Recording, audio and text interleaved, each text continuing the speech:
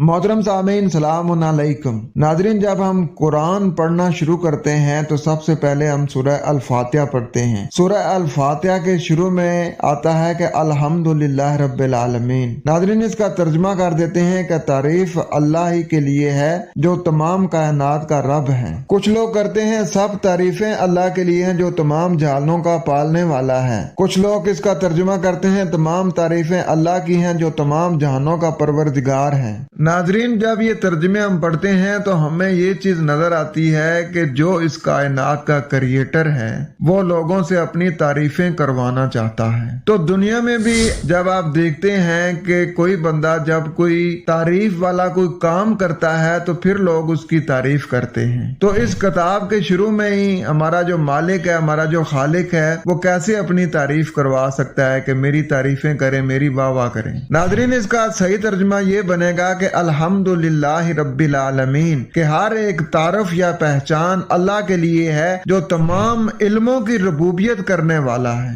नाजरीन, हदायत लेने के लिए आपको इल्म की जरूरत होती है और हदायत का इल्म जो है वो इस किताब में है और ये किताब आई है रब्बुल आलमीन की तरफ से जो तमाम इल्मों की रबूबियत यानी उनकी नशोनुमा करने वाला है। क्योंकि अल्लाह हमारा क्रिएटर है इसलिए वो हमारे बारे में बेहतर जानता है कि इनकी नीड्स एंड वांट्स क्या हैं, इनके लिए कौन सा इल्म फायदेमंद है और कौन सा इल्म नुकसानदेह है, क्योंकि वो है अर्रहमान अल्लमल कुरान। अपना ख्याल रखें।